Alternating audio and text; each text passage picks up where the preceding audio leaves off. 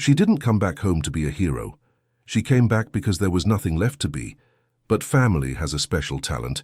It hugs you with one hand and hands you an earthquake with the other. Between quiet coffees, appointments no one knows how to face, and a life full of I'm fine that isn't fine, she learns that some decisions change the address of your heart, even when you swear you won't feel a thing. The applause hit like a wave she couldn't feel. Violet Donovan was already on the floor when the audience rose to their feet. Her fingers dug into her ankle, nails pressing through the satin of her shoe, and the sound that had just ripped through her body, a sharp, wet crack, still echoed somewhere behind her ribs. The stage lights burned white above her. She could see the dust floating in the beams, slow and careless, as if nothing had happened at all. Around her, everything moved too fast. A dancer knelt beside her. The conductor lowered his baton. Someone shouted from the wings. But Violet's eyes stayed fixed on the ceiling, on that dust drifting through the light, and a single thought lodged itself in her chest, like a splinter. That was the last time. She knew it before the paramedics arrived, before the stretcher, before the x-rays and the surgeon's careful, measured tone. She knew it the way dancers know their bodies, not through logic, but through years of listening to every joint, every tendon, every whispered warning that something was about to give. And this time, something had given completely. The diagnosis came 2 days later in a hospital room that smelled of antiseptic and stale coffee. A complete rupture of the Achilles tendon, complicated by years of micro-tears that had never fully healed. The surgeon explained the options. Physical therapy, possible surgery, a long road back to walking without pain. He never mentioned dancing, she didn't ask. For 3 weeks, Violet existed in a fog. Her apartment in the city, a narrow studio with a bar bolted to the wall and point shoes lined up on a shelf like trophies, became a museum of someone she used to be. She sat on the edge of her bed each morning, staring at the shelf, and felt nothing. Not sadness, not anger, just a hollow space where her entire identity used to live. She stopped answering calls. Her phone buzzed with messages from the company, from fellow dancers, from her physiotherapist. She read none of them. The only voice that cut through was her sister's. If this story is touching your heart, show your support. Leave a like, subscribe to the channel and share it with your friends. Every action helps us keep bringing you new stories full of emotion. Margaret called every evening at 7. She never asked how Violet was feeling. She never said things would get better. She just talked about the weather, about the neighbor's dog that kept digging up her garden, about a pie recipe she'd tried and burned. Small, ordinary things that required nothing from Violet except to listen. On the 4th week, Margaret said something different. "Come home, Vi." 2 words. Violet pressed the phone against her ear and felt the first crack in the numbness. Her throat tightened. She opened her mouth to say she was fine, that she just needed time, that she'd figure things out. But what came out instead was a breath, shaky, thin, the kind of breath that comes right before everything breaks. "Okay," she whispered. Margaret didn't celebrate, didn't push, just said she'd make up the guest room and that Ryan would pick her up at the station on Saturday. Ryan, her brother-in-law. Violet had met him at the wedding 4 years ago and a handful of times since. Holidays, a birthday, one awkward Thanksgiving where he'd barely spoken 10 words. She remembered him as tall and quiet. Margaret adored him. That had always been enough. She packed a single suitcase, left the point shoes on the shelf. The train ride south took 3 hours. Violet leaned her forehead against the window and watched the city dissolve into open fields, then clusters of trees, then the wide grey line of the coast. The air changed before she stepped off. She could smell the salt, thick and sharp, cutting through the diesel of the platform. And then she saw Margaret. Her sister stood at the far end of the platform in a green wool coat, her auburn hair pulled into a loose braid that the wind kept undoing. She was bouncing on her heels the way she always did when she was trying not to cry. Violet stepped off the train. Margaret didn't walk. She ran. She ran the way she had when they were children, arms open, face crumbling. And when she reached Violet, she pulled her into a hug so tight that Violet's ribs ached. She smelled like lavender soap and something baked. Cinnamon, maybe. The smell of home. "You're thinner," Margaret said into her hair. Her voice cracked on the second word. Violet closed her eyes. She could feel her sister's heartbeat against her own chest, fast and fierce, and for the first time in weeks, something warm moved through her. Not hope, not yet, but something close to it. "I missed you," Violet said, and meant it in a way that went far deeper than the words. Margaret pulled back, held Violet's face in both hands, studied her with those sharp green eyes that never missed anything. Then she smiled, a wobbly, watery smile, and said, "The car's out front. Ryan's waiting. He made soup." Violet almost laughed. Almost. She picked up her suitcase and followed her sister into the salt air, into the fading afternoon light, into a life she didn't recognize yet. Behind her the train doors closed with a quiet hiss, and the platform emptied, and the city she had given everything to grew smaller with every step she didn't take back toward it. The house smelled like salt and old wood, not polished city wood, the kind that had spent decades breathing in the ocean. Violet stood in the guest room on her first morning, running her fingers along the windowsill, feeling the grain rough under her touch. Through the glass the sea stretched flat and silver, and the sound of it filled the room like a pulse. She hadn't slept well. Her ankle throbbed, and every time she closed her eyes she was back on stage, mid-turn, feeling that moment where her body was still moving, but something inside had already stopped. But the morning was kind. She could hear Margaret downstairs humming off-key. The smell of toast drifted up, and somewhere outside the low rumble of an engine, Ryan leaving for the workshop. She hadn't seen much of him since arriving. At the station he'd loaded her suitcase with a nod and a quiet, "Good to see you." At dinner he'd served the soup, asked if she needed a blanket, and excused himself early. His hands, she'd noticed, were enormous, scarred across the knuckles, with traces of grease no soap could fully reach. He used them carefully, the way people do when they're aware of their own strength. Margaret had squeezed his arm as he left the table. He'd pressed his palm briefly against her back. A small, practiced gesture. The first few days passed in a rhythm Violet hadn't felt in years. She and Margaret fell back into each other, as though the distance had been a held breath.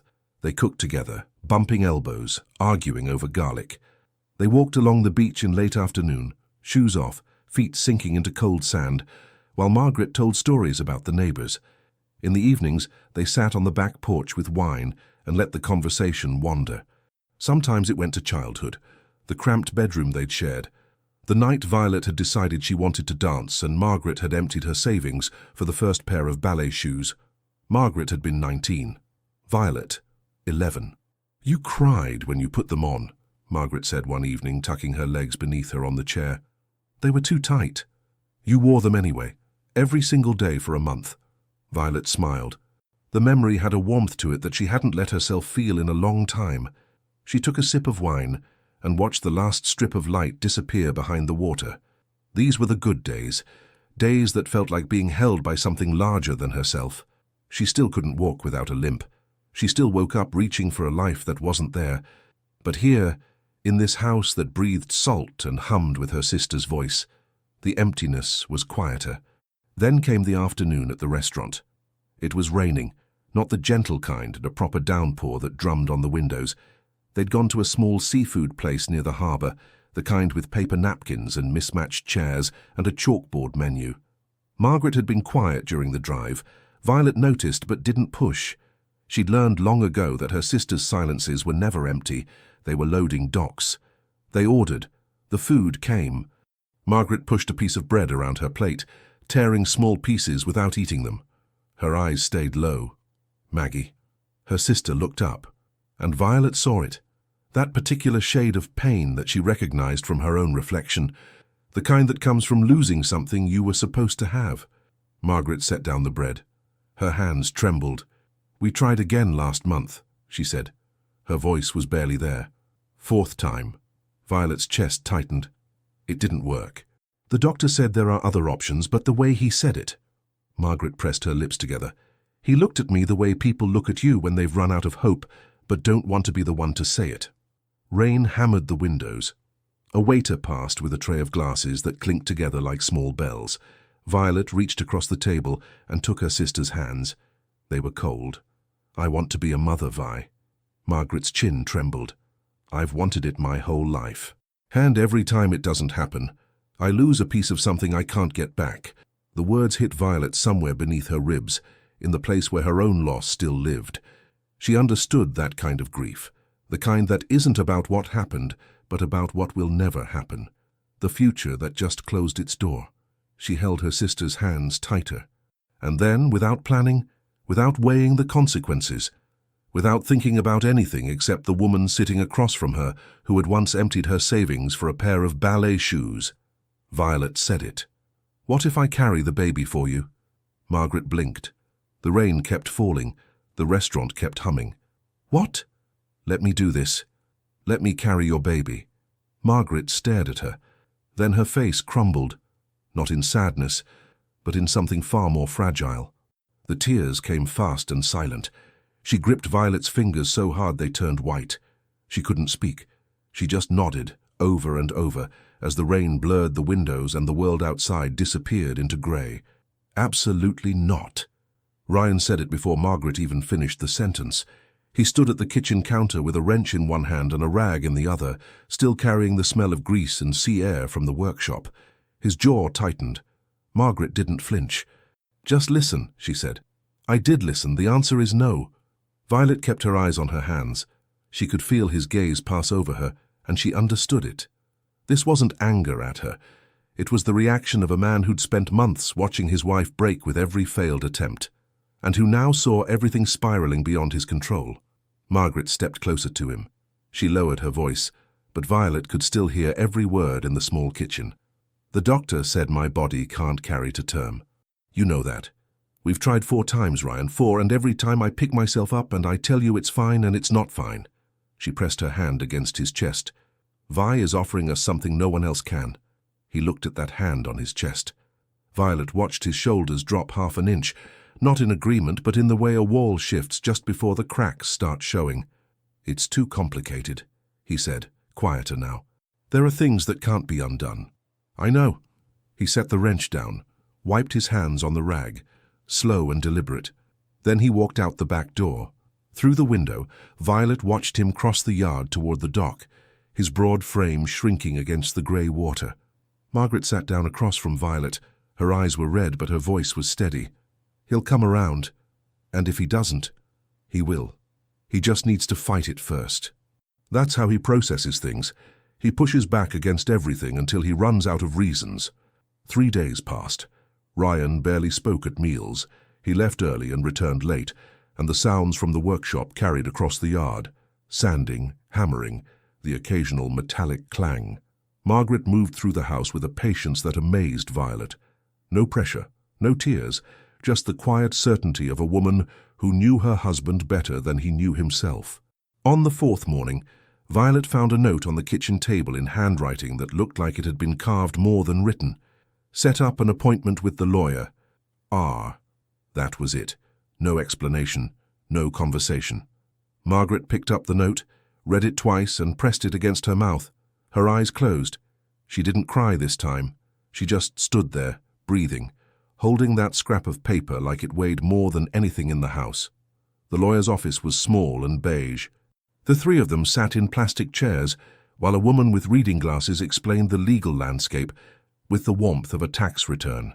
Surrogacy between siblings was possible, she said, but the process was long. Court approvals, evaluations, waiting periods that could stretch past a year. She offered an alternative.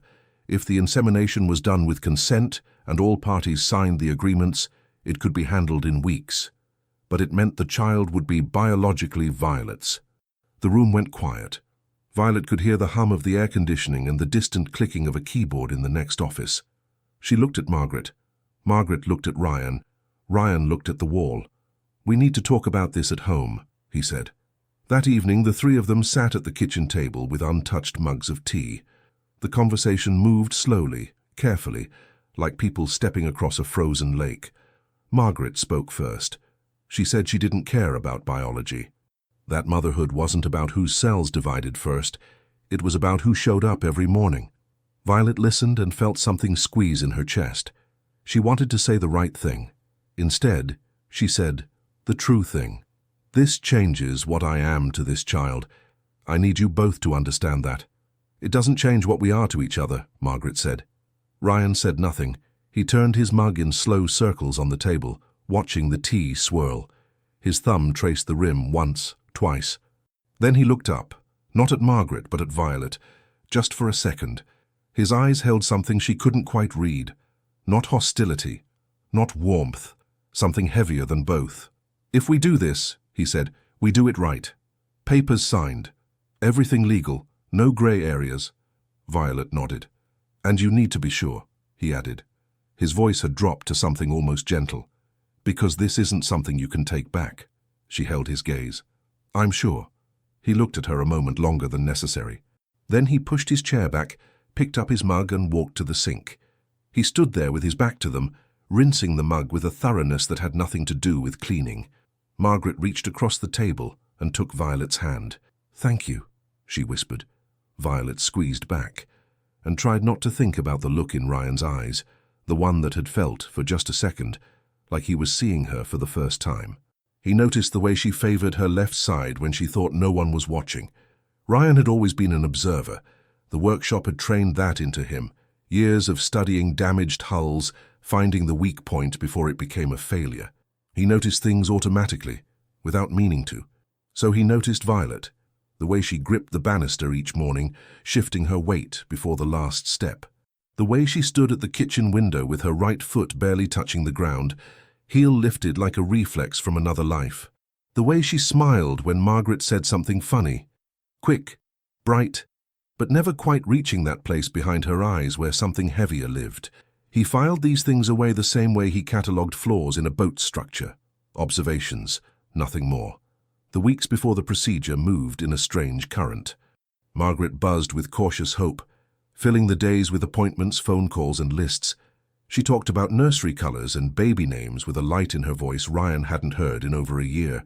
Violet, meanwhile, grew quieter. She spent long hours on the back porch watching the tide, her injured ankle propped on a cushion. She never complained about the pain. Ryan knew this because he'd found the prescription bottle in the bathroom cabinet, still full. She wasn't taking anything. One morning he came downstairs early before Margaret woke. The kitchen was dim, just the grey light from the window and the slow drip of the coffee maker. He poured 2 mugs out of habit, one black, one with a splash of milk, the way Margaret took it. Then he paused, reached for a 3rd mug, added milk and half a spoon of sugar because he'd noticed she stirred that exact amount into every cup. He left it on the counter where she usually sat. When she came down 10 minutes later, she wrapped both hands around the mug and looked at it as if someone had handed her a small gift. Then she looked at him, standing by the sink with his back half turned. Thank you, she said. He nodded, didn't look up. It's just coffee. But his hand paused on the faucet for a moment too long, and he left the kitchen faster than he needed to. The appointment at the clinic fell on a Tuesday. Margaret was supposed to come, but a stomach bug kept her home, apologizing through the bathroom door and insisting they go without her. Ryan drove. Violet sat in the passenger seat with her hands folded in her lap, fingers laced tight. Neither spoke for the first 10 minutes. You don't have to stay for the whole thing, she said, watching the road. I know. I mean it. It's mostly paperwork and waiting. I'll stay. She didn't argue. The waiting room was small and cold, and filled with the kind of silence that amplifies everything. A rustled magazine, the receptionist's keyboard, fluorescent lights. They sat 2 chairs apart. The nurse called Violet's name. She stood, and for a second her ankle buckled and just slightly, barely visible. Ryan's hand shot out and caught her elbow. His grip was firm but careful, the way he held a sanding block against fragile wood, enough pressure to steady without leaving a mark.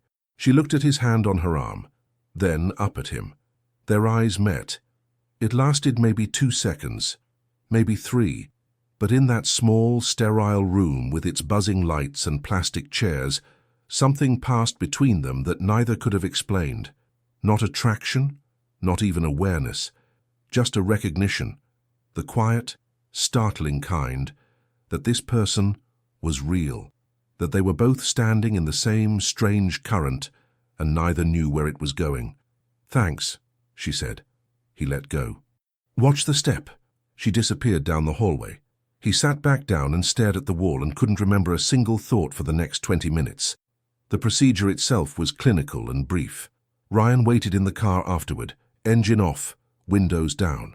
When Violet came out, she moved slowly, one hand on her stomach, the other holding the discharge papers. She climbed in without a word. He drove home with the radio off and the wind coming through the windows, and neither of them spoke, and the silence didn't feel empty. 3 weeks later, the test came back positive. Margaret screamed. Not a polite, surprised sound, a full, chest-deep scream that brought Ryan running from the workshop with grease on his forearms. She met him at the door, waving the paper, laughing and crying at the same time, and threw herself at him hard enough to nearly knock them off the porch steps. "We're having a baby," she said into his neck. "Ryan, we're having a baby." He held her, closed his eyes, felt her shaking against him, and something in his chest opened, not all the way, but enough to let the first breath of belief through. Over her shoulder, through the screen door, he could see Violet standing in the kitchen. She was smiling, but her hand rested on her stomach, and her eyes held something that looked a lot like the beginning of a question she didn't yet know how to ask. For 9 days, the house breathed differently. Margaret moved through the rooms like someone who'd been given back a color she'd forgotten existed. She sang while cooking, off-key, always, and left sticky notes on the fridge with baby name ideas in her round, looping handwriting. She bought 3 books on pregnancy in a single afternoon and read passages aloud at dinner, whether anyone asked or not. Ryan watched her. He watched the way she pressed her palm against Violet's stomach every morning, even though there was nothing to feel yet. He watched her arrange tiny socks she'd found at a market, yellow, white, pale green, no pink or blue because she wanted to be surprised. And for the first time in months, the tight knot behind his ribs began to loosen. Violet noticed the change in him too. Not that he became talkative. He didn't. But the silences shifted. When she passed him in the hallway, he no longer pressed himself against the wall. When she sat on the porch, he'd sometimes appear with 2 mugs of tea and sit on the opposite end, saying nothing, but staying. One evening, she found a sketch on a napkin by the kitchen counter, a boat, half finished, with careful lines done in ballpoint pen. The detail surprised her. The curve of the hull, the shadow beneath the waterline. She hadn't known he could draw. She left the napkin where she found it, but those lines stayed with her. On the 9th night, Margaret kissed Violet's forehead before bed and said, "I never thought I'd feel like this again." Her voice was thick, her eyes shone. Violet held her sister's hand and squeezed it. "You deserve this, Maggie." Margaret smiled. It was the kind of smile that uses the whole face, eyes, cheeks, the corners of the mouth pulling upward without effort. Violet memorized it without knowing why. The next morning, Margaret left early. She had errands in town, the fabric store, the pharmacy, a stop at the bakery for the sourdough loaf Ryan liked. She honked twice as she pulled out of the driveway. A habit, her way of saying goodbye without saying it. Violet was in the kitchen when the phone rang. She didn't answer it. It wasn't her house, and the caller ID showed a number she didn't recognize. It rang again, and again. On the 4th ring, she picked up. The voice on the other end was measured and clinical. There had been an accident. A truck had run a red light on the coast road. The driver of the other vehicle, a woman, auburn hair, green wool coat in the passenger seat, had been taken to the hospital. Violet's knees gave out before the sentence ended. She doesn't remember calling Ryan. She doesn't remember the drive. She remembers the hospital hallway, long, white, smelling of disinfectant. She remembers Ryan appearing beside her, still in work clothes, his face the color of wet cement. A doctor came through a set of double doors. He didn't need to say anything. His expression had already said it. Margaret was gone. The sound that came from Ryan was not a word. It was something older than language, a low, guttural break that started in his chest and never fully reached the air. He turned away from Violet, pressed both fists against the wall, and stood there, shaking, his forehead against the plaster. Violet couldn't move. She stood in the middle of that hallway with one hand on her stomach and the other hanging at her side, and the world drained of color. The fluorescent lights above hummed their flat, indifferent hum. A nurse walked past with a clipboard. Somewhere down the hall, a phone rang. Margaret was gone. The thought repeated itself, but it wouldn't land. It circled like a bird that couldn't find a place to rest. Violet's mind kept reaching for her sister. The voice on the phone each evening at 7, the off-key singing, the honk, honk as the car pulled away, and finding nothing. Just a space so loud it roared. She looked at Ryan. His back was still to her, fists still pressed to the wall, and she realized she had never seen anyone so completely alone while standing 3 feet from another person. She wanted to reach for him. Her hand lifted. But something stopped her. Not fear, just the understanding that his pain was somewhere she couldn't follow. Not yet. She lowered her hand, and the hallway stayed white and long, and Margaret was gone, and neither of them moved for a very long time. Later, hours or minutes, she couldn't tell, Ryan straightened, wiped his face with the back of his hand, turned and looked at her with eyes that were red and dry and utterly empty. "I'll handle the arrangements," he said. Then he walked past her, through the automatic doors into the parking lot. He didn't look back. Violet pressed her hand flat against her stomach. Inside her, something that was supposed to be a gift had just become something else entirely. She didn't have a word for it yet, but standing in that corridor, alone with a life growing inside her that had lost the only mother it was meant to know, she felt the ground beneath everything she understood begin to give way. Someone had left flowers on the porch, white lilies wrapped in cellophane with a card that said, "With deepest sympathy," in printed cursive. They were the 4th arrangement that week. Ryan carried them inside without reading the card, set them on the dining table next to the others, and went back to the workshop. The funeral had been 3 days ago. Violet stood at the kitchen sink and watched him cross the yard. His shoulders were pulled in tight, like a man bracing against wind that no one else could feel. He hadn't cried since the hospital, not in front of her at least, but she could hear him at night. The creak of the bedroom door, the footsteps moving to the porch, then silence. A silence that felt heavier than any sound. She wanted to help. She didn't know how. The day after the funeral, she had tried. She'd found him standing at the kitchen window, staring out at the boats in the harbor, with his hands wrapped around a mug that had gone cold. She'd stood beside him and put her hand on his arm. A simple gesture, the kind that says, "I'm here," without needing the words. He pulled away as if she'd burned him. "Don't," he said. Just that. One word, delivered with a flatness that cut deeper than any shout. Violet stepped back. Her hand hung in the air for a second before she dropped it to her side. She opened her mouth to say something, what she didn't know, but Ryan had already turned his back. She went upstairs, closed the guest room door, sat on the edge of the bed with her palms pressed flat against her thighs, and breathed in through her nose, out through her mouth the way she used to breathe before a performance. Steady, controlled. Except nothing was steady. Nothing was controlled. The rejection hurt in a way she hadn't expected. They'd shared a house for a few months, a handful of quiet mornings, a cup of coffee left on a counter. That was all. So why did his coldness land like a stone in the center of her chest? She told herself grief did this to people, turned them into walls, into locked doors. She told herself these things, and they were true, and they didn't help at all. Downstairs, Ryan rinsed the same mug for the 3rd time, and he hated himself. He hated the look on her face when he'd pulled away. Margaret had been the translator between his inside and the outside world. Without her, everything he felt stayed locked behind his ribs, pressing outward with no exit. He set the mug down. His hands were shaking. The days that followed built a wall between them, one brick at a time. Ryan threw himself into preparations for the baby, with an intensity that startled Violet. He cleared out the spare room next to his bedroom and began converting it with military precision. Measurements taken twice, paint samples lined up on the floor, a crib ordered online before Violet even knew the room had been emptied. He researched car seats, pediatricians, feeding schedules. He filled a notebook with lists written in his sharp, angular handwriting. Every page was a plan. Every plan was a fortress.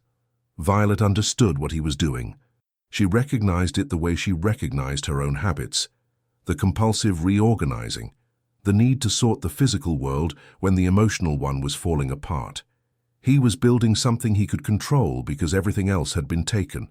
But understanding didn't make it easier to live with. He started questioning her diet. Had she taken her vitamins? Was she drinking enough water? She shouldn't be standing for so long. She should rest more. The suggestions came wrapped in concern, but delivered with a tightness that felt like instructions. One evening, she came downstairs to find he'd rearranged the kitchen cabinets so that everything she needed was at waist level. No reaching, no bending. She stood in front of the open cabinets, hands on her hips, and felt a knot of frustration tighten in her throat. "Ryan, I'm pregnant, not made of glass." He didn't look up from the crib manual spread across the table. "The doctor said to avoid strain. The doctor said to avoid heavy lifting.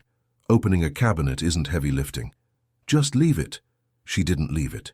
She stood there staring at the back of his head and felt something boil up that she'd been pushing down since the funeral, the grief she hadn't been allowed to show because his grief filled every room, the tears she swallowed each night because crying felt like taking space that wasn't hers to take, the growing sense that she had no place in this house, in this story, in anything that was happening. She was carrying this man's child, and she had never felt more invisible. She turned and walked to the porch, where the evening air smelled of salt and cooling earth. She sat on the top step, one hand on her stomach, and listened to the ocean. Somewhere inside, she heard him push back his chair. His footsteps moved toward the back of the house. A door closed. The lilies on the dining table were already starting to wilt. The truck pulled into the driveway at noon, rattling over gravel. The door swung open before the engine died, and out stepped a man who seemed to take up more space than his body required, not because of size but because of sheer presence. Tommy Hale had the kind of voice that arrived before he did. He slammed the truck door, hitched his jeans, and walked toward the house with the confidence of someone who'd been letting himself in without knocking for 30 years. He didn't knock now either. "Ryan!" The name bounced off the hallway walls. "Your truck's leaking oil. The workshop gate is hanging off one hinge, and you look like you haven't slept since the Clinton administration." Ryan appeared from the kitchen with a sanding block in his hand. He didn't smile. But something in his posture shifted, barely visible, the way a dog's ears move when it hears a familiar voice. "Gate's fine." "Gate is not fine. I almost took it off with my mirror." Tommy crossed the living room and pulled Ryan into a hug that was more collision than embrace. Ryan stood stiff, then his free hand gripped the back of Tommy's jacket for just a second before letting go. Tommy stepped back and studied his friend's face with the subtlety of a floodlight. "You eating?" "Yes." "You sleeping?" "Enough." "You lying?" Ryan didn't answer that one. Tommy had driven 4 hours to get here. He hadn't called ahead because calling gave Ryan time to build defenses, and Tommy knew the only way past Ryan Jenkins was to show up before the walls went up. They'd been friends since they were 8, since Tommy walked into Ryan's yard uninvited and announced they were going to be best friends whether Ryan liked it or not. Not yet, though. First, there was beer. They sat on the back porch with 2 bottles, and the ocean filling the spaces between words. Tommy talked about his job at the hardware warehouse, about his ex-wife who'd started dating a yoga instructor and seemed happier than she'd ever been with him, about a fishing trip he was planning. Ryan listened. He nodded in the right places. He peeled the label off his bottle in thin, precise strips, the way he did when his hands needed something to do. Tommy let 20 minutes pass before he changed direction. "So," he said, tilting his bottle toward the house. "She's still here?" Ryan's jaw tightened. "If you mean Violet, yes." "How's that going?" "She's carrying the baby. She lives here. That's the arrangement." Tommy took a long drink, leaned back until his chair creaked. "Right. The arrangement." He let the word sit there. "And how are you doing with it?" "Fine." "You're not fine. You haven't been fine since Margaret died, and nobody expects you to be, so you can stop saying that word." Ryan's hand stilled on the bottle. The strip of label hung from his thumb like a flag of surrender. He didn't look at Tommy. He looked at the water, flat, grey, stretching out to a horizon that offered nothing. "What do you want me to say?" "I want you to say the truth, which you're terrible at, by the way. Always have been. Margaret used to translate for you, and now she's gone, and you're sitting here turning into a piece of furniture." The name landed hard. Ryan's throat moved. He set the bottle down with too much care, the kind of care that's 1 degree away from throwing it. "Don't." "Don't what?" "Say her name. She was my friend too. And she'd kick your teeth in if she could see you right now, pushing away the one person who's actually still here." Silence. The ocean breathed. A gull screamed over the harbor. Ryan's voice, when it came, was low and rough, like something dragged across gravel. I don't know how to be around her." Tommy didn't move, didn't speak. He'd been waiting for this crack, and he knew better than to rush through it. "Every time I look at her," Ryan continued, eyes still on the water, "I see Margaret, not because they look alike, they don't, but because she's here because of Margaret. The baby exists because of Margaret. This whole thing exists because my wife wanted something so badly, she pulled everyone into it, and now she's gone. And it's just me and her sister, in this house, with this baby coming. And I don't—" He stopped. His hands were fists on his knees. "You don't what?" Tommy asked. Quiet now, the teasing gone. Ryan closed his eyes. When he opened them, something had shifted behind them, something raw and unguarded that Tommy had only seen a handful of times in 3 decades. "I don't know if what I feel is grief or something else, and that scares me more than anything I've ever faced." The words hung between them. Tommy didn't rush to fill the space.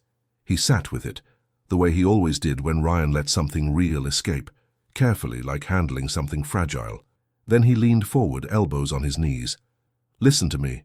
I'm going to say something, and you're not going to like it, and I don't care." He paused. "You're allowed to feel things, Ryan, even now. Even things that don't make sense. Grief doesn't cancel out everything else. You loved Margaret, nobody questions that, but she's gone, and you're here, and that woman in there is carrying your child, and you're going to have to figure out what that means. Not tomorrow, not next month, but you can't keep pretending you're made of concrete, because I've known you since we were 8, and you're not." Ryan said nothing. His jaw worked. His eyes stayed on the horizon. Tommy sat back, picked up his beer, took a long sip. "Also, your gate really is about to fall off. I'm fixing it before I leave." The corner of Ryan's mouth twitched. It wasn't a smile, but it was the closest thing Tommy had seen in weeks. Inside the house, Violet stood by the kitchen window with a glass of water she'd forgotten to drink. She couldn't hear their words, just the low murmur of voices. She didn't know what they were saying, but she could see Ryan's posture, and somewhere in the last few minutes something had changed. His shoulders had dropped. His hands had unclenched. She turned away from the window. Her hand moved to the counter where the salt shaker had been nudged 3 inches to the left. She'd done it that morning without thinking, the way she rearranged small things when her nerves needed somewhere to go. She put it back, then moved it again. On the porch, Tommy stayed until the sun went down. He fixed the gate as promised. He ate leftover soup standing up in the kitchen, nodding at Violet with a warmth that was genuine and devoid of pity. He told her the soup needed more pepper, which it didn't, and she told him he was welcome to cook next time, which made him laugh. A big open sound that left behind a warmth that lingered after he'd gone. When his truck disappeared down the road, Ryan stood in the doorway with his hands in his pockets. He looked tired, but different, like someone had opened a window in a room sealed shut for too long. He turned and found Violet in the hallway, her back against the wall, one hand on the curve of her stomach that was just beginning to show. Their eyes met. Neither spoke. But for the first time since Margaret's death, the silence between them didn't feel like a wall. It felt like a door. Rain had a different sound here than it did in the city. In the city, rain was percussion. Sharp taps on glass, tires on wet asphalt. Here it arrived like a conversation. A low murmur on the roof, a steady drip from the eaves that kept time like a patient clock. Violet sat on the living room floor with paint samples fanned out before her.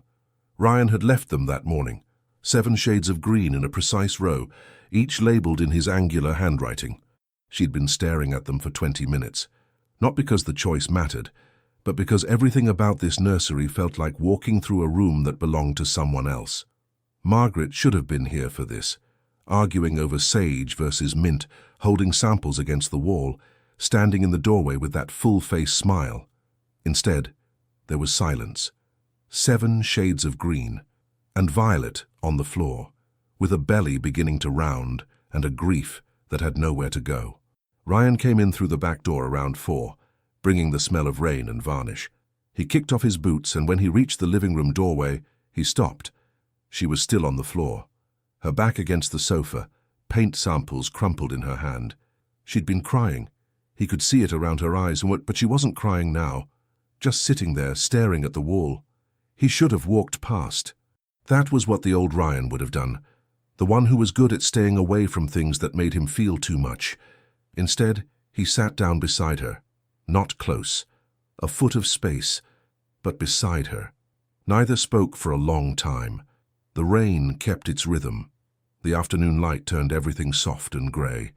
"I keep thinking about the last thing she said to me," Violet said. Her voice was quiet, like someone speaking from behind glass. "The night before. She kissed my forehead and said she never thought she'd feel like this again. I didn't know it was the last thing. I just said good night. I didn't even hold her long enough." Her chin trembled. She pressed her lips together and looked at the ceiling. Ryan sat very still.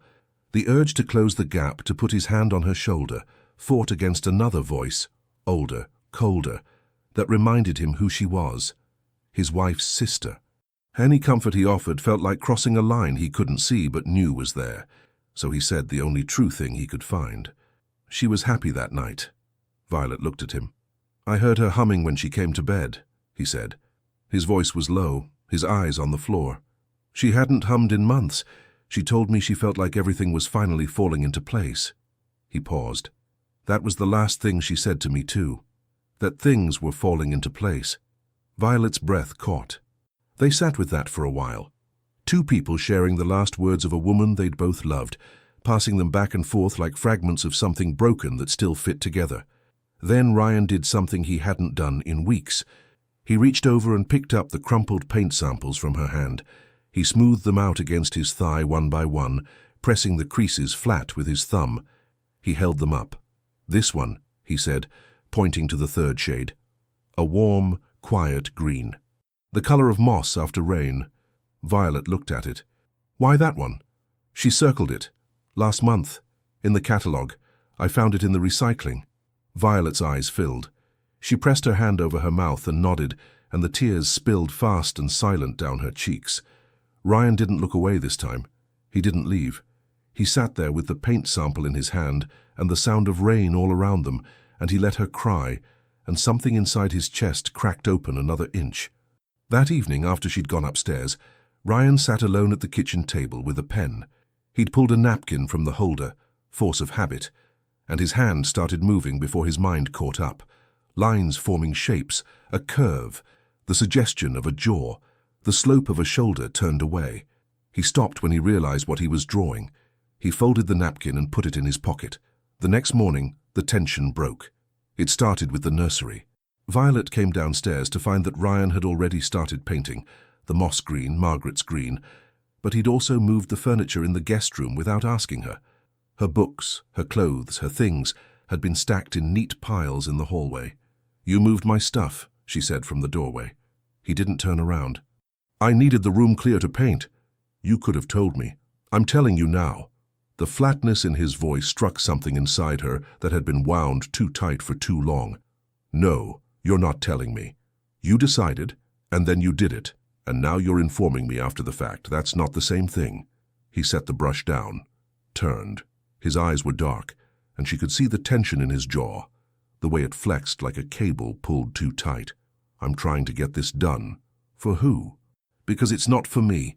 You haven't asked me a single thing about this room. Not what goes where, not what color, nothing. You just do it. Like I'm not even here.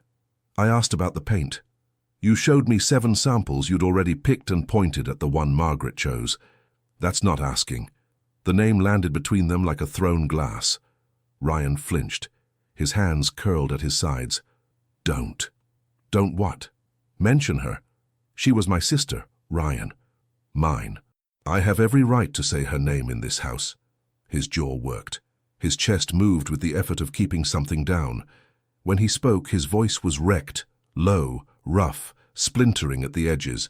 "I know she was your sister. I know. But I can't. I don't know what's right anymore. I don't know what I'm doing. I'm just trying to keep something together, Violet. Anything." The sound of her name in his mouth stopped her. He almost never used it. She hadn't realized until this moment how much she'd wanted to hear it. The fight drained out of her like water from a cracked bowl. She leaned against the doorframe. Her hand found her stomach. "I'm not trying to replace her," she said. Quiet now, almost a whisper. "I'm just trying to survive." Ryan looked at her. really looked. And the distance he'd been building, the careful architecture of avoidance and control, wavered for one long, unguarded second. He crossed the room. He didn't think, didn't plan. His hands found her face, rough palms against soft skin, fingers tracing her jaw, and he kissed her. Hard, desperate, a kiss that tasted like paint and salt and grief, and something underneath all of it that neither of them had a name for yet. Violet's hands gripped his forearms. She kissed him back. For 3 seconds, maybe 4, the whole tangled, impossible mess of their lives compressed into the space between their mouths, and nothing else existed. Then reality flooded back. She pulled away first. Her eyes were wide. Her fingers shook against his arms. He stepped back. His breath came ragged. He looked at his hands as if they'd acted without his permission. Neither spoke. The rain outside had stopped. The silence that replaced it was louder than any storm. She was gone before he woke up. Ryan came downstairs to a kitchen that felt wrong before he understood why. The coffee maker was off. The chair where she always sat had been pushed neatly against the table. The salt shaker was exactly where it belonged, not shifted, not nudged. The absence of her small disruptions was louder than any note. But she had left a note. A single line on the back of a grocery receipt. "I need some space, I'm sorry. V." He read it 3 times, folded it in half, stood there with his hands flat on the counter, breathing the way a man breathes when he's trying to keep everything from collapsing at once. He didn't go after her. Violet arrived at Helen Porter's house just after 9 in the morning. She'd called from the road, her voice steady enough to pass for calm, and Helen had answered with the directness of a woman who had stopped being surprised by life a long time ago. "Come over, door's open, I'll put the kettle on." Helen had been Margaret's closest friend for 15 years. 63, widowed for 8, she lived alone in a small cottage half a mile from the harbour. The house smelled like dried herbs and old books. Everything about Helen was precise and unhurried. Her short silver hair, her reading glasses on a chain, her way of looking at you as if she'd already figured out what you were going to say. She didn't ask questions when Violet arrived. She poured tea, set shortbread on the table, and sat down with the patience of someone who understood that some things need silence before words. Violet drank half the cup before she spoke. "I kissed him." She set the cup down. "Or he kissed me, I don't know. It happened, and now I can't be in that house." Helen didn't blink. "Why not?" "Because Margaret is barely cold in the ground, and I kissed her husband. Because I'm carrying his baby, and I have no right to feel what I'm feeling. Because she trusted me, and I—" Her voice cracked. She pressed her knuckles against her mouth. Helen waited. "She would hate me," Violet whispered. "Margaret?" "Yes." Helen picked up a piece of shortbread, broke it in half and ate one piece slowly. Then she set the other half down and looked at Violet with eyes that were warm but entirely unforgiving of nonsense. "Margaret Donovan loved you more than she loved breathing. I watched her spend 15 years worrying about you, whether you were eating, sleeping, working yourself into the ground for a stage that would never love you back. That woman would not hate you. Not for anything. You don't know that." "I know Margaret. I knew Margaret." Helen corrected herself quietly. "And a kiss isn't a betrayal, Violet. Especially not between 2 people drowning in the same ocean." Violet stared at the table. Her fingers traced the rim of the cup in slow circles, a dancer's hand, still graceful even when the rest of her was falling apart. "It's not just the kiss," she said. "It's everything underneath it. The way he leaves coffee for me without asking. The way he sat on the floor next to me yesterday and told me the last thing Margaret said, and I felt closer to him than I've ever felt to anyone." She paused. "How can I feel that and still say I loved my sister?" Helen leaned back in her chair. The afternoon light caught the silver in her hair. "When my husband died," she said, "I spent a year convinced that moving on meant forgetting, that if I laughed or enjoyed a meal or found someone's company pleasant, I was erasing him. It took me 3 years to understand that love doesn't work like a bank account. Spending it on one person doesn't mean you've stolen it from another." Violet looked up. "But I won't tell you it's simple, because it's not. And anyone who says otherwise is selling something." Despite everything, Violet almost smiled. Helen reached across the table and took her hand. Her grip was firm and dry and steady. "Stay as long as you need. The spare room's made up." But I want you to think about something while you're here. She squeezed once. Running isn't the same as protecting, and sometimes the person you're trying to protect is yourself, not from him, but from the fact that what you feel might be real. Violet stayed at Helen's for 5 days. She slept in a narrow bed under a quilt that smelled like lavender. She walked along the harbor in the mornings, hand on her stomach, watching the fishing boats come in. She didn't call Ryan. He didn't call her. But every evening when the light turned golden, she'd sit by the window and feel his absence like a draft through a crack she couldn't seal. She thought about his hands on her face, the roughness of his palms, the way his mouth had found hers like someone reaching for solid ground in a flood. She missed him. That was the truth she kept trying to fold smaller, to tuck away for later. But it wouldn't fold. It kept unfolding, filling every room she walked into. On the 4th night, Helen found her standing at the kitchen sink at 2 in the morning, washing a mug that was already clean. Helen leaned against the doorway in her robe and slippers and watched for a moment. "You moved the sugar bowl 3 times today," Helen said. Violet looked at the mug in her hands, then at the sugar bowl on the counter, then at Helen. "I do that when I'm anxious." "I know. Margaret told me." Helen crossed her arms. "She also told me you'd rather scrub a floor raw than admit you need someone." Violet set the mug down. The porcelain clicked against the counter in the quiet kitchen. "What are you so afraid of, honey?" The question hung in the dim light. Violet gripped the edge of the sink and felt the cold ceramic under her fingers, and the weight of everything she'd been carrying pressed down on her shoulders like a hand. "That wanting him means I've lost her." Helen shook her head slowly. "You haven't lost her. She's in that baby. She's in every choice that brought you to this point, and she'd want you to stop washing clean dishes at 2 in the morning and start figuring out what comes next." Violet exhaled, long, shaking, unsteady. She didn't have an answer. Not yet. But something in Helen's kitchen, the dried herbs, the tick of the old clock, the quiet certainty of a woman who had survived her own grief, something shifted. Not a decision. Just the first loosening of a knot she'd been pulling tighter since the moment his lips met hers. The cramp came at 3 in the afternoon, sharp and sudden, like a fist closing around something it shouldn't touch. Violet was in Helen's garden, pulling weeds because her hands needed something to do, and because the earth felt solid in a way nothing else did lately. She'd been bending carefully, one knee on the grass, when the pain shot through her lower belly and took her breath. She sat back, pressed her hand flat against her stomach. It came again. Harder. Helen found her in the garden chair 10 minutes later, pale and gripping the armrest with white knuckles. "Something's wrong," Violet said. Her voice was even, but her eyes told a different story. Helen didn't waste a second. She grabbed her keys, her phone, and a blanket from the couch, and had Violet in the car in under 3 minutes. She drove with one hand on the wheel and the other on Violet's knee, steady and warm. "Breathe, honey, just breathe. We're 15 minutes out." Violet breathed. She counted the streetlights as they passed. She pressed her palm against the curve of her belly and thought, "Stay with me. Please, stay with me." At the hospital, they moved fast.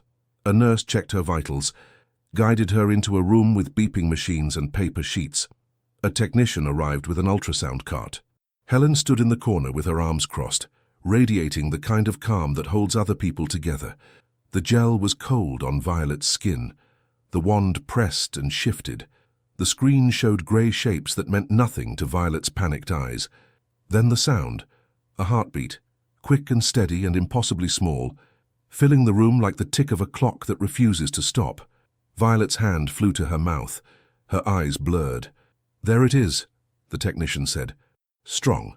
The cramps, the doctor explained later, were caused by dehydration and stress. Not uncommon in the 2nd trimester, especially combined with insufficient rest.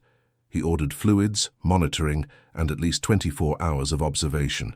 He used words like precautionary and manageable and no sign of distress, and Violet heard all of them, but only believed the heartbeat. Helen stepped into the hallway to make a call. She called Ryan. He arrived in 40 minutes. 40 minutes for a drive that should have taken over an hour.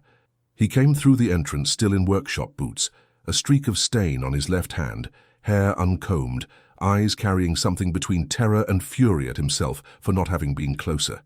He stopped in the doorway. She was propped up in the bed, an IV in her arm, a monitor on her finger. Her hair was loose, falling in dark waves he'd never seen unbound before. She looked small, smaller than she should have. She looked at him. He looked at her. Helen, standing by the window, glanced between them once and picked up her handbag. "I'm going to find some decent coffee," she said. "The machine in the hallway tastes like regret." The door closed behind her. Ryan crossed the room in 4 steps. He pulled the plastic chair close to the bed, sat down and took Violet's hand. Not gently, firmly, the way you grip a rope when you're afraid of falling. His fingers wrapped around hers and held on, and she could feel the calluses on his palm, the faint tremor running through his wrist, the warmth of his skin against her cold fingers. He didn't speak for a long time. He just held her hand and looked at the monitor, watching the numbers pulse green, watching the line that tracked the heartbeat of a child that was his and hers and Margaret's all at once. When he finally spoke, his voice was thick. "I should have called." Violet shook her head. "I didn't call either." "That's different." "It's not." He looked at their joined hands.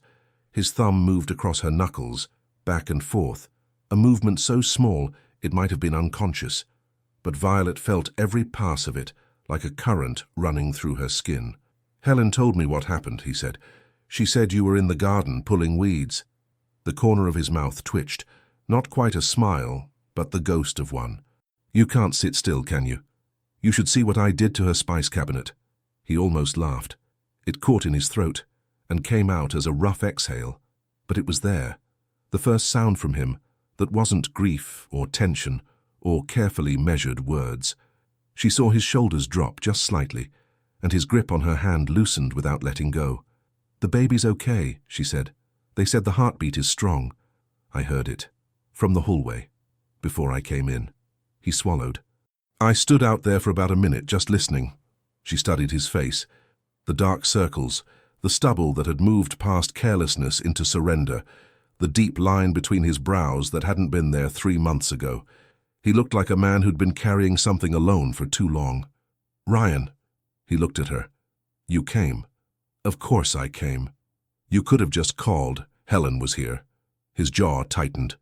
The tremor in his hand moved up to his forearm. "I've been watching," he said. The words came slowly. "Every day since you left. I called the clinic to make sure you hadn't missed your appointment. I drove past Helen's twice. Didn't stop, just circled like some fool who doesn't know how to enter." Violet's breath caught. "I didn't know how to show up after what happened. Then Helen called, and the word hospital hit me like a wall, and I realized I'd been so afraid of feeling the wrong thing that I forgot to feel anything at all." She tightened her fingers around his. "You're here now," she said. Quiet, simple, the way a compass points north, not with effort, just with truth. He lifted her hand and pressed his lips to her knuckles, a slow, careful gesture.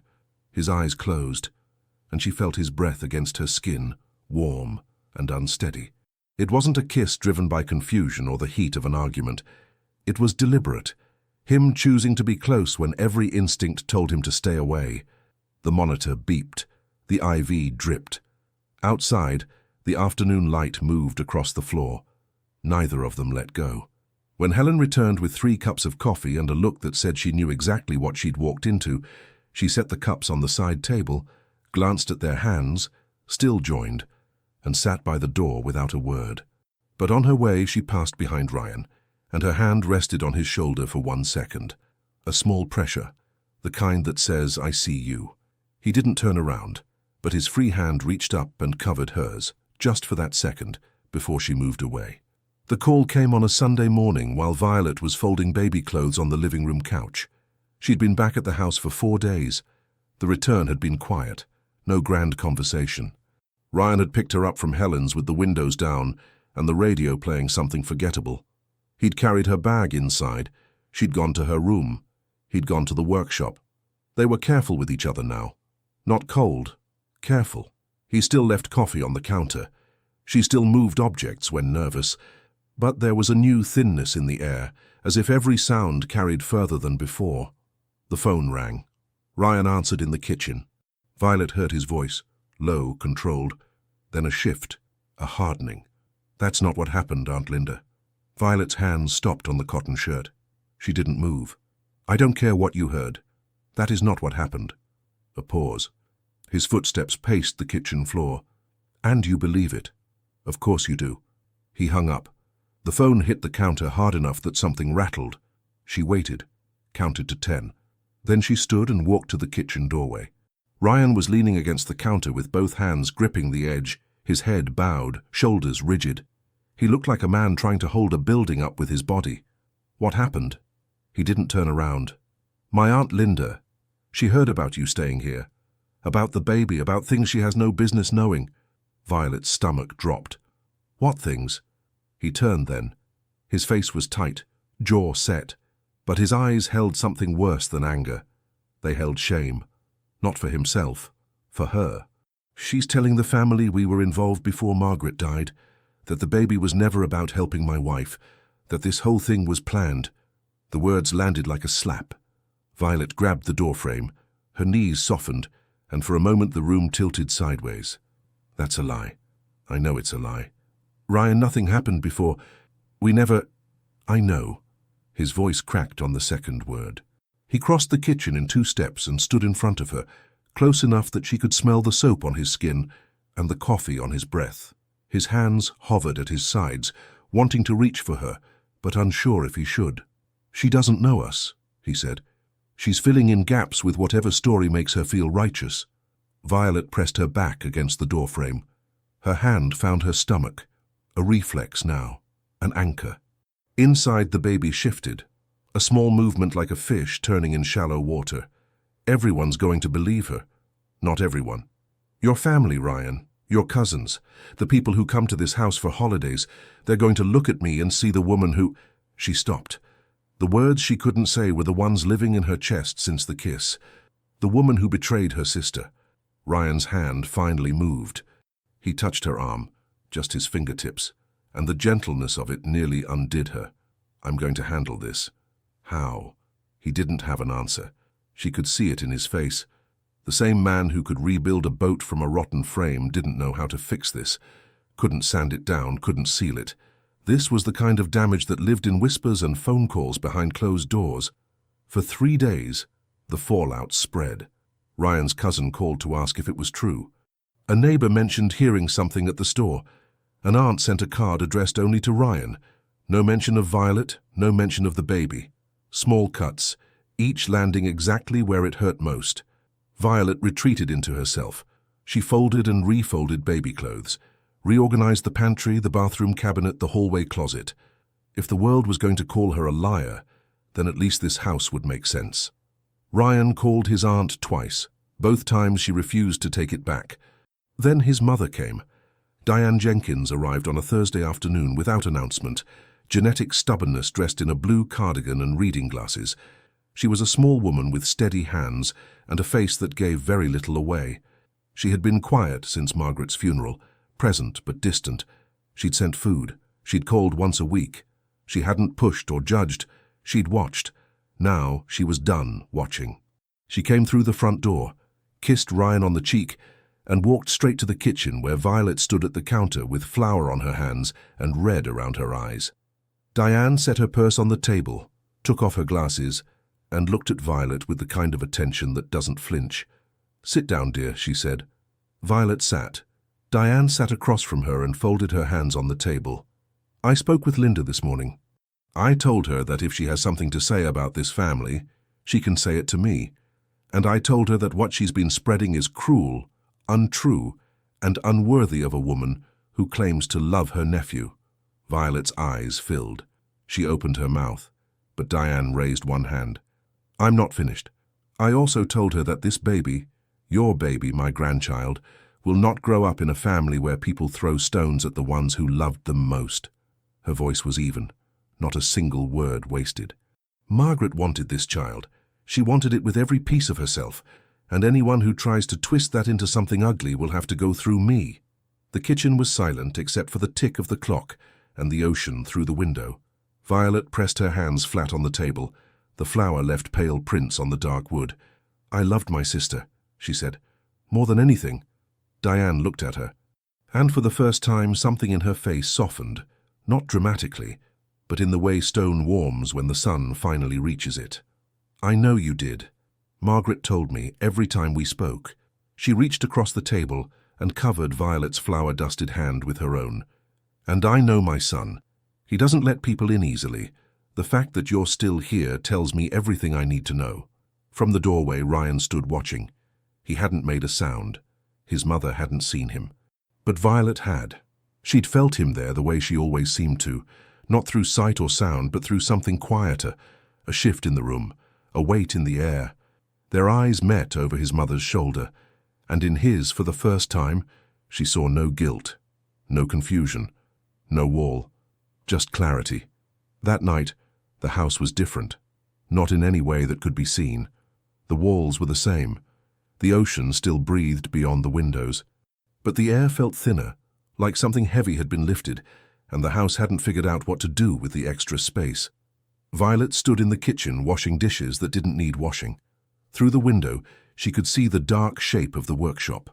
A single light burned inside. Ryan had been out there since they got home, almost 2 hours now. She dried her hands, folded the towel, unfolded it, hung it on the oven handle instead. Stop rearranging.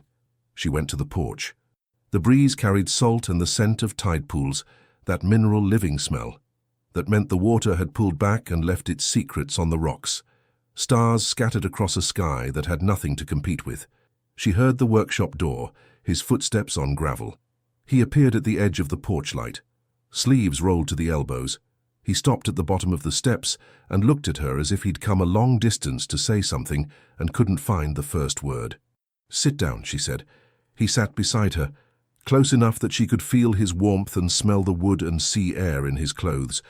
The silence between them had changed. Not a wall, not fragile glass. Something steadier. Two people who have run out of places to hide. "I need to tell you something," he said, "and I need you to let me finish." She nodded. He looked at the water. "When Margaret told me about the surrogacy, I said no, but what I couldn't say was why." His hands clasped between his knees. "I was scared, not of the logistics. I was scared because I knew, from the second you walked into this house, that something about you was going to change things. I felt it the way I feel a storm coming before there's a single cloud." Violet's fingers tightened on her knees. "I told myself it was nothing. And then Margaret died, and the thing I'd been ignoring got louder. Every day, louder. The grief and the wanting were tangled together, and I was terrified that if I pulled on one, the other would come apart." His voice cracked, a small fracture. "I treated you badly. The controlling, the silence, pushing you away. I wasn't protecting you. I was protecting myself, because admitting what I felt meant admitting I wanted something for myself, and that felt like betrayal." He turned to her, his eyes stripped of every layer he'd spent weeks building. "I'm not asking for anything. I just need you to know that what I feel isn't confusion. It's not grief looking for a place to land, it's real. It started before I understood it, and it grew in every silence and every cup of coffee, and every time I drew your face on a napkin without knowing I was doing it." He stopped. His chest rose and fell. Violet looked at him. This man who had spent his life building walls and had just taken a sledgehammer to everyone. She saw what it cost him, and she felt the weight of those words settle into her chest like something warm placed in her hands. She reached up and laid her palm against his cheek, rough with stubble, warm. She felt his breath catch. The muscles in his jaw tightened, then released. He closed his eyes. She leaned in and pressed her lips to the corner of his mouth, not the desperate collision of the nursery argument, a choice made with open eyes and steady hands. She tasted salt on his skin, from the sea or from tears. It didn't matter. His hand covered hers on his cheek, pressing it there. "I'm not going anywhere," she whispered. He opened his eyes, and she saw him, not the guarded man, not the grieving husband, just Ryan, bare and present. He stood, took her hand. She rose with him, and the movement was fluid in a way her body hadn't been since the stage. Not choreography, but something natural. Two people finding the same rhythm without rehearsal. He led her inside, through the kitchen where the unwashed mug still sat in the sink, past the hallway where the light fell in a warm stripe across the floor, past the nursery with its fresh moss-green walls and the ghost of Margaret's choosing. To his room, where the window was open and the curtains moved like slow breath in the sea breeze. He kissed her in the doorway, unhurried. His hands cradled her face, thumbs tracing her cheekbones, and she felt the roughness of his palms and the gentleness beneath. The same hands that shaped damaged wood back into something whole. His mouth moved against hers slowly, as if learning a language he wanted to speak perfectly. She pulled him closer. Her fingers found the back of his neck, the short hair there, and she felt him shudder, a tremor through his entire frame. The sound he made against her lips wasn't a word. It was surrender. They moved to the bed, slowly. Each piece of clothing removed like a conversation, each touch a question answered with skin. He traced the scar on her ankle with his fingertips, and she felt reverence in that gesture. Not pity, but recognition of everything she'd lost and everything she'd chosen since. She pressed her lips to the hollow of his throat and tasted his pulse rapid and sure, and felt his arms tighten around her, as if holding something he'd been afraid to reach for.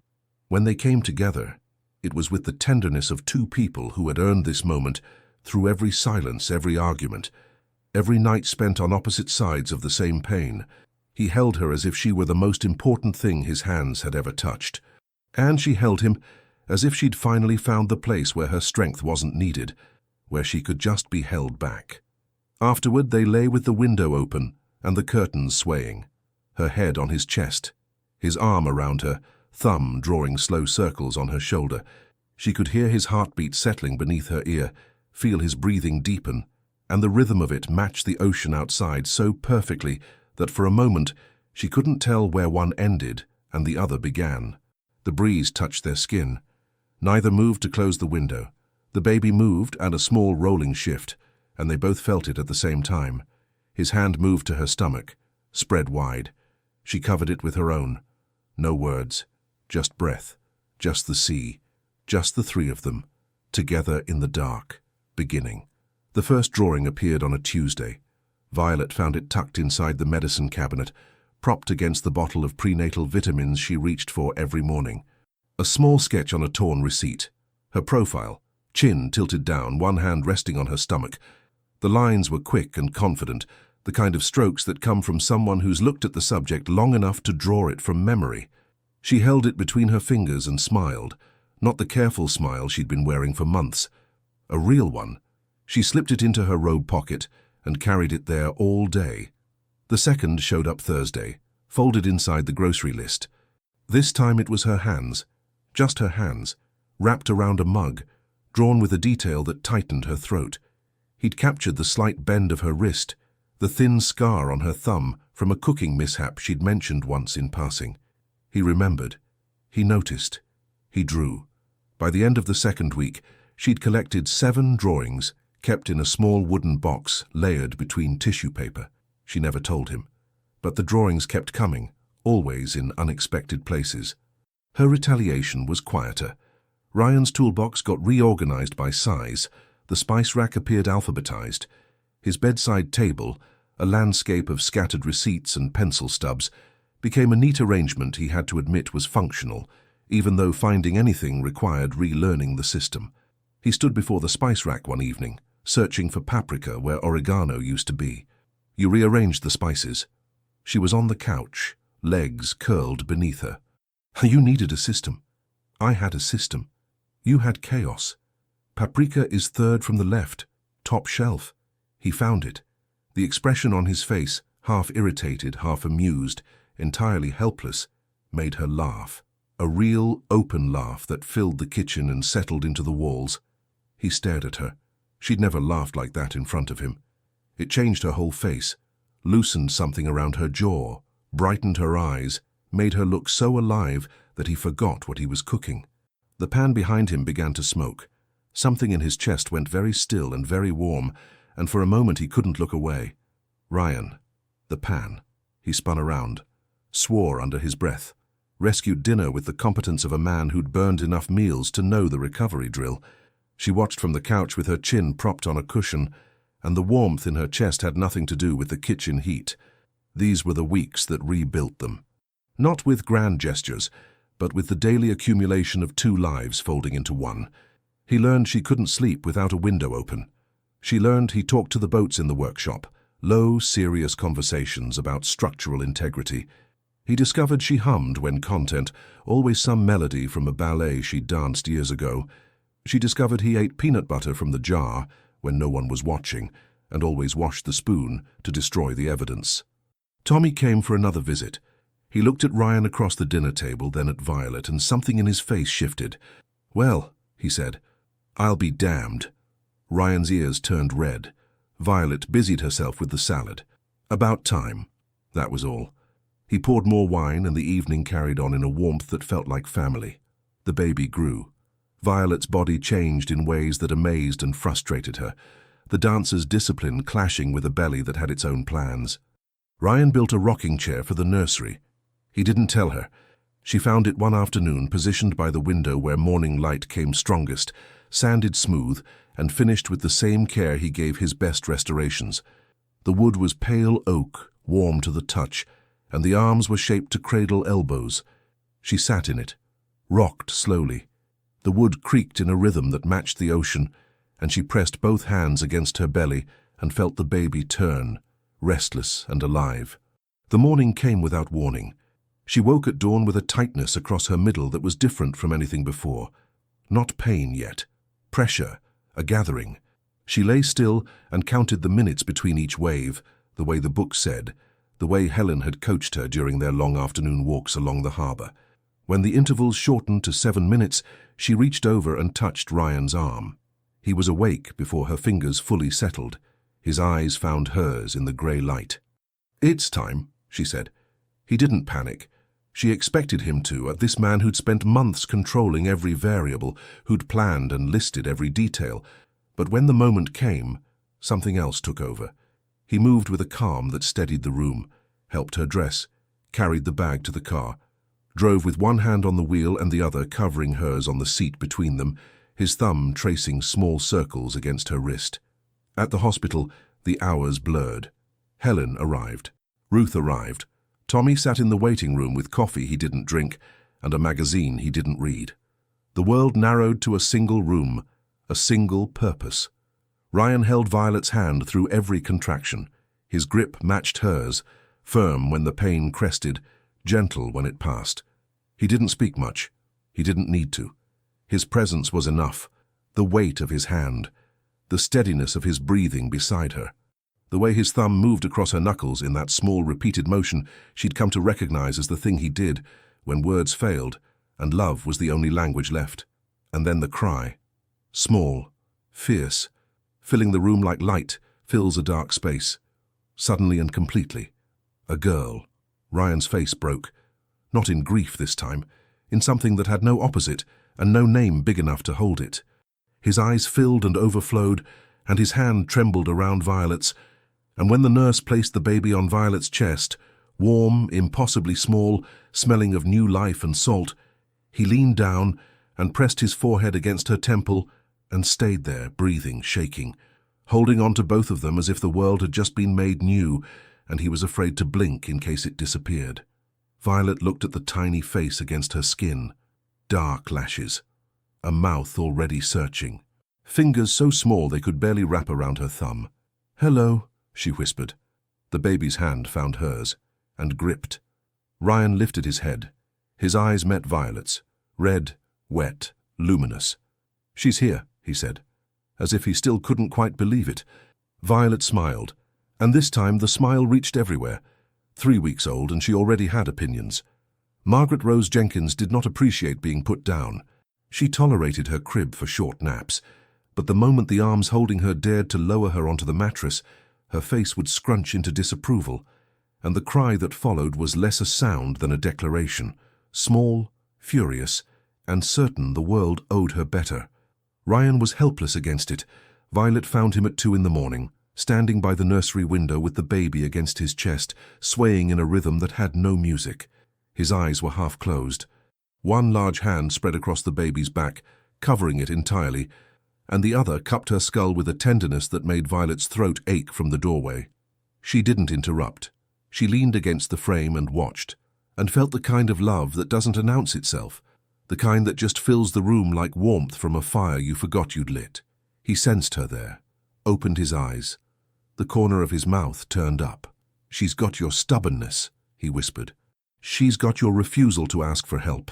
He looked down at the baby, then back at Violet, and something in his face, something unguarded and full and quiet, made her chest tighten in a way that was becoming familiar, the good kind of tightening, the kind that meant everything she cared about was in one room. The days took on a shape none of them had planned. Helen came Tuesdays and Thursdays, always with food and never without an opinion. Ruth visited weekends, holding the baby with the practiced ease of a woman who remembered how fragile and strong new life could be. Tommy sent a stuffed bear the size of a small refrigerator with a card that read, "From Uncle Tommy. She's already my favorite person. Don't tell Ryan." Ryan taped the card to the fridge, pretended to be offended. Wasn't. The house breathed differently now. Not the tight, careful breathing of grief. Not the charged silence of two people circling each other. Something looser, warmer, the kind of breathing a house does when it's finally being lived in the way it was meant to. One afternoon, while the baby slept between them and the sea breeze lifted the curtains, Violet watched Ryan sleep. The line between his brows had softened. One hand rested near the baby's foot, as if even in sleep he needed to know she was there. She traced the edge of his jaw with her fingertip. He didn't wake, but he turned toward her touch, the way a plant turns toward sun without knowing it. She pressed her hand against her own chest, felt her heartbeat, steady and sure, and thought, this is what it feels like when the ground comes back. The evening it happened, the light was doing something particular to the ocean, turning it copper and pink, the kind of colors that look painted until you remember they're real. The baby was asleep in the crib, swaddled tight in the yellow blanket Ruth had knitted, and the house was so quiet that Violet could hear the tick of the kitchen clock from the bedroom. Ryan called her to the porch. He was sitting on the top step, the same step where he'd confessed everything weeks ago. The sea air carried the smell of salt and cooling sand. He had something in his hands. She couldn't see what, not from the doorway. She sat beside him. He was quiet for a moment. His thumb moved across whatever he was holding, and she could see the slight tremor in his fingers. The same tremor she'd felt in the hospital, the same one he couldn't hide, no matter how steady his voice became. "I found something," he said. "In my workshop jacket. The pocket. I'd forgotten it was there." He held it out. A small box, dark blue, the kind that holds a ring, and resting on top of the box, folded in half, soft at the creases from months in a pocket, a napkin. Violet took the napkin first. She unfolded it carefully. The way you unfold something you already know matters. The paper was thin. The ballpoint ink had faded slightly at the edges, but the drawing was clear, her face in profile. Chin tilted up, eyes looking at something beyond the frame, drawn with the same quick, confident strokes she'd seen in a dozen sketches since. But this one was different. This one was earlier. The lines were less sure. The shading was rougher.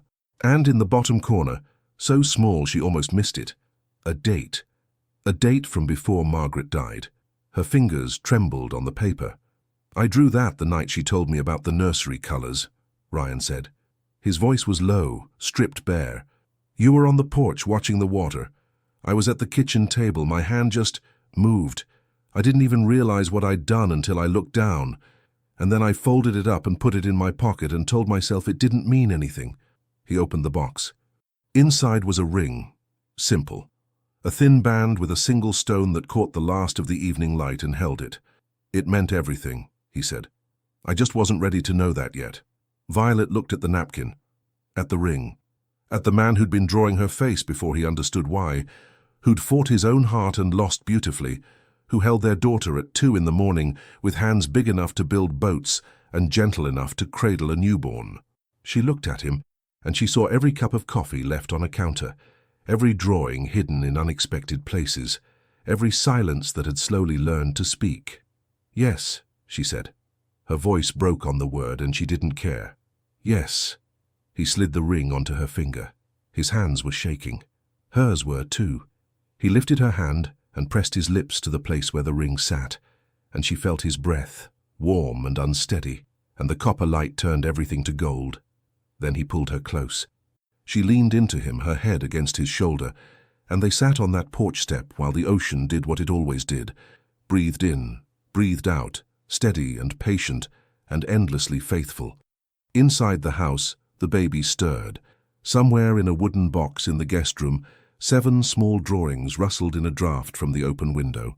And the kitchen clock ticked its quiet rhythm into a house that had finally, after everything, the loss, the grief, the fear, the slow and stubborn work of 2 hearts learning to trust, become exactly what it was always meant to be, a home. Leave your comment and share this story with someone special. It truly helps us keep bringing new stories to you. And if you want to follow every chapter of this emotional journey, subscribe to the channel and turn on the notification bell. Your support makes all the difference.